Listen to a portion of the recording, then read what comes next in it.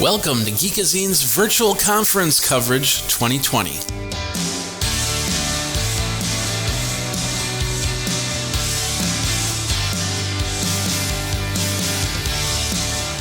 Today we have Stephen Tellamy. He's from EditShare, and we're going to be talking about, these times, these unprecedented times, as the commercials say. And he's got some great information with his company, EditShare. So let's bring you in. How you doing, Stephen? I'm doing very well. Well, as you say, within these weird times that we're in, doing good. All right, and of course, you're with EditShare. Why don't you tell people about what EditShare is all about? Yeah, so EditShare, we kind of do, I guess, 2.5 things. Our predominant business is around video production storage, so high-speed scale-out storage that you can do all of your video editing, your post-production needs on it. We also have media asset management in our Flow product, and the half a thing is also what we would say is APIs. So we're very much about being an open ecosystem that allow people to plug in to our systems, to extend our storage platform, to extend our media asset management platform, and sort of glue those things together. So those are all of our kind of main points, and I think we can talk a bit about how those we're using each of those things within this kind of time where people are working from home and trying to produce their content from weird remote production environments that they've not had to work in before. Absolutely. Like the production that's going on behind you. Are those shoes and a microphone? What's that? Yes, this is my home studio. So I actually also, as well as being CTO here at EditShare, I'm also a media composer. So I write music for film and stuff. The shoes are actually our swag. So we should get you some actually. The little ones. Normally we'd walk around the trade shows with them. So NAB we would have had them out then. But of course we're all a bit virtual on that kind of sense. So yeah, absolutely. So all right, well, let's get into a little bit about EditShare and what you want to talk about today. Yeah, absolutely. So I think something that's very exciting that we've just launched is our EFSv product, and this is an entire cloud-based product that allows you to get working remotely, or actually as your mainline work very, very quickly. So we've been working on cloud environments for quite some time to extend beyond what we've been providing on-prem. So on-prem you can buy our physical storage, our media asset management, and the EFSv product allows you to extend that into a cloud environment. And we've done that to allow people to very quickly spin up an instance in the cloud. We've been partnering with a number of people in the ecosystem, so people like Adobe, AWS, and we've built up our whole ecosystem so you can do all of your editing in a cloud environment. Okay, and what type of requirements do you need for one of these systems? So the requirements are you basically would access the system using a technology called Teradigi. So they're a remote desktop technology. It gives you very high bandwidth, low latency editing experience. And so when you're using that experience, it just feels like it's a local environment. You're connecting to a remote desktop, a Windows workstation that's running in that cloud environment. It's got all the GPU power. So all of those requirements are taken care for. You can actually be running on a very low specification machine locally because you're connecting to something very powerful in the cloud with GPU, CPU, memory, and that's where you'd run your editing software like Adobe Premiere, or you could be running DaVinci Resolve, or you could be running Avid Media Composer. You can be running those on that remote desktop, and so locally your resources are not too bad actually. You do need some bandwidth, of course, to run that. Connection into the cloud, so you need the back and forth to have that really nice responsive thing. But other than that, it's pretty lightweight, and that's I think is a really good value because it means that wherever you are, if you've just had to sort of you've had to leave your current production facilities, you're working from home, you don't have the specs of laptops or environments locally, you can very easily unlock that power in the cloud. Yeah, and you mentioned the bandwidth, and that's probably the key, because something like that I would use while I'm on the road, and in something like a Las Vegas setting, I'm getting video done. I want to get it up there so I can get it edited by a crew, or by myself for that matter. And would something like a Las Vegas hotel setting be a good situation for that? Potentially, yeah. I think it really depends on the kind of workflow that you want to do, and that's why we've got some really good flexibility in the end-to-end system. Getting your material first into the cloud is one part of it. So you can use some technologies such as Expedat or Aspira, these types of technologies, and so we've pre-integrated some of those solutions. It means that you've just been walking around the strip in Vegas, you've got some footage, you need to get it into the cloud very quickly, then you can just use those technologies to maximize whatever bandwidth you actually have in your hotel room, right? So if you've got a large amount of bandwidth, great, it's going to get up there very, very quickly. So using those types of tools gets your media into the cloud very quick.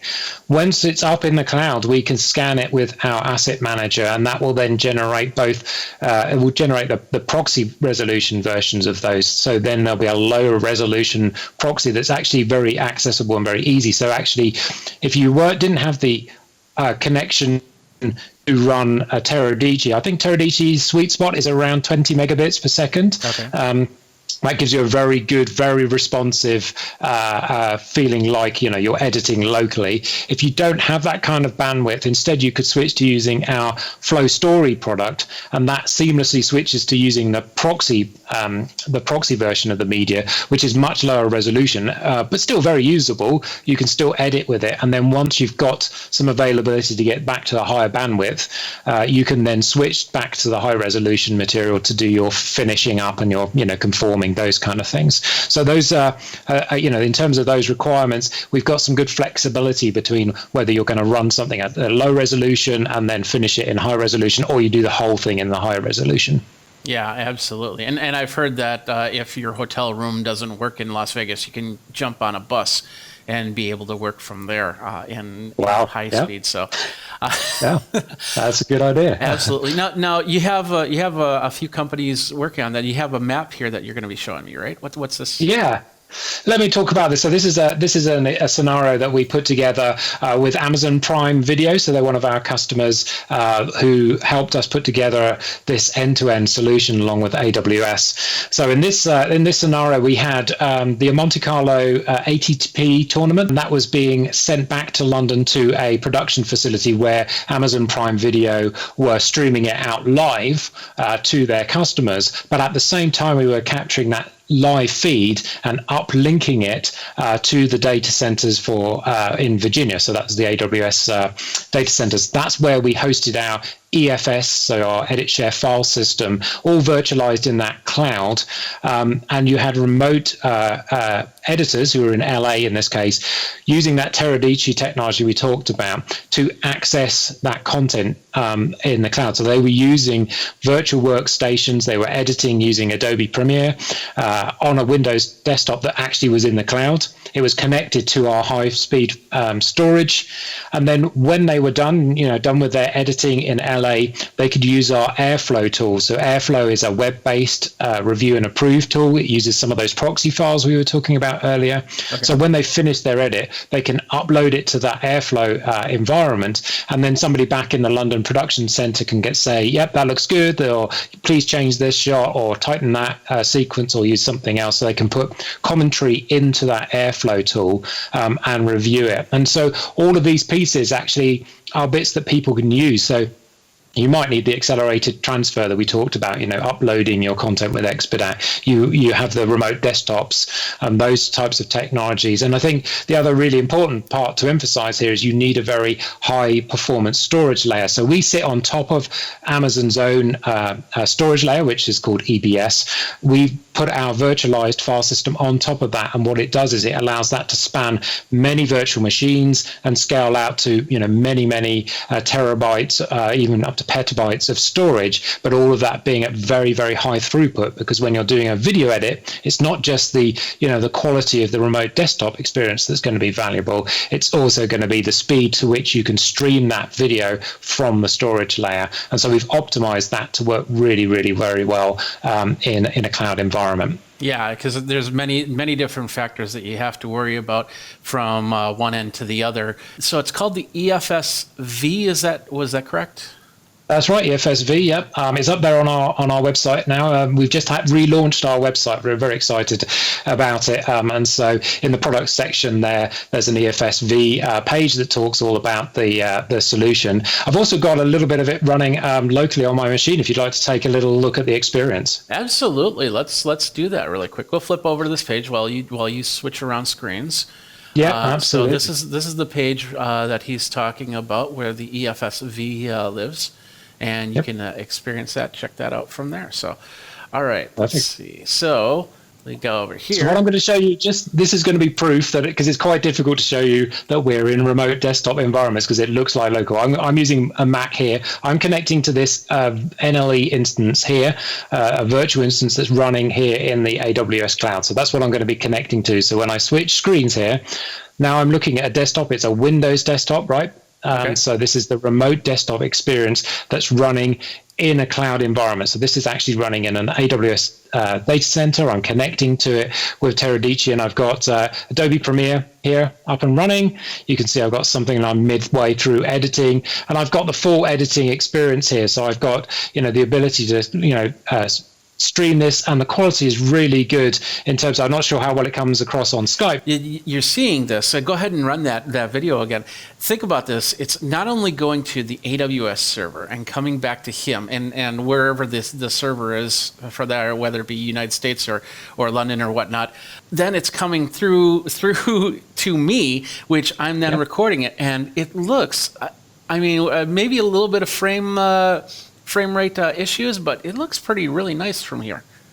Yeah, it's really, really very powerful. And for me, it looks, perfect, in terms of this. And so this is actually running in the Ireland data center. And this is the value of the, cloud environment, is I can put the same solution in Virginia, in Ireland. I can put it, around the globe in different data centers. We've stood this up in Sydney. We've stood this up in Japan. So wherever in the world people are working, we can deploy this same solution so they get that really low latency response. But also, as you say, I'm able to share a screen with you. You're able to see these things, and we can also stream things to each other using NDI and some of those other plugins. So the responsiveness of this product is quite astonishing, and that was really the experience that we've got when we've been putting this into people's hands. We've made it very easy for people to get on board and spin up both a proof of concept system, so they can just go and try their workflow. And we one of our US customers, he just basically said it's like he couldn't believe how good it was. He could do exactly the same workflow that he would normally be able to do in his production suite. In fact, he had multiple monitors set up in his rig at home, and he was able to split the Teradici remote desktop across all of those screens. So really amazing, that you can do all of that from a cloud-powered system. Yeah, absolutely. Let's talk about, I'm assuming this is all going to be scalable, so there's probably no one set price, one introductory type situation here.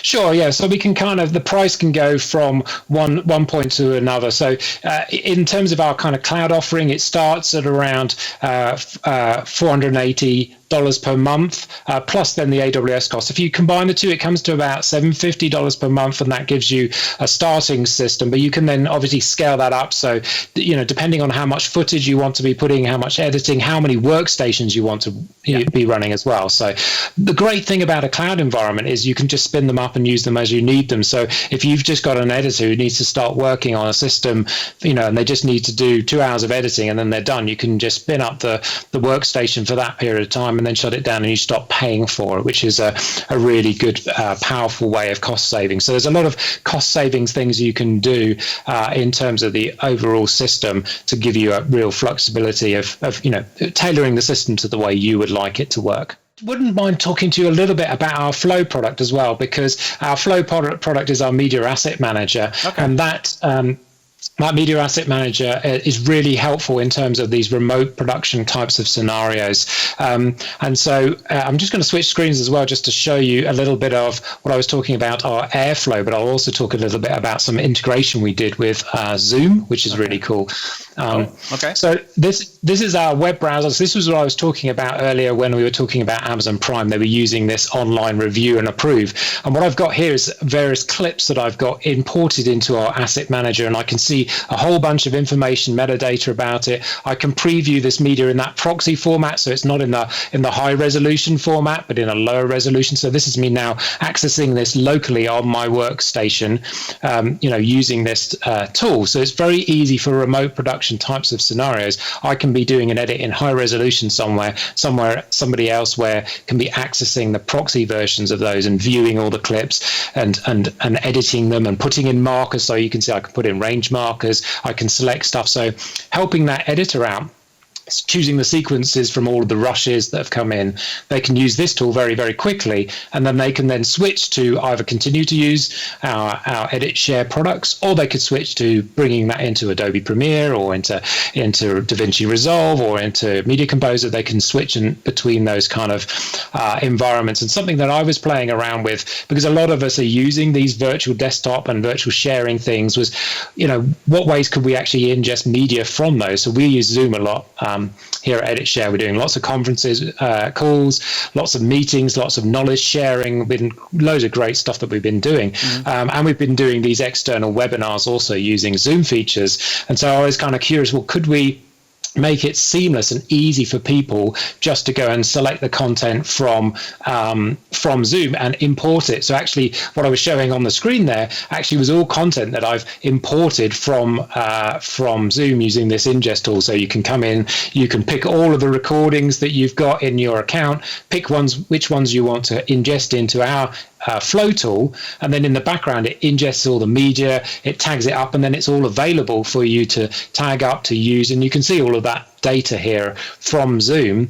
And then I can switch to an editing tool. So I've got this flow story, which is using the proxy-based workflows, and I can take all these things. So these are all sorts of Zoom recordings that I'm skimming through. I've maybe brought in some clips, like some nice intro clips, and then switching into showing the Amazon console, and then other footage. So I can edit together all of these webinars into something that's a shorter version. And we're finding a lot of our partners are wanting to do this. They want a version of it, but they only want 10 minutes from the middle of the webinar where we were talking about some particular topic, or they want to translate it into their local language and just show bits of it. So providing people these tools, and what I'm doing, this was this proxy workflow I talked about earlier, where I'm pulling all of this directly from the cloud. So all this material is still in the cloud, but I'm working with it locally through those proxy resolutions. So this is a really cool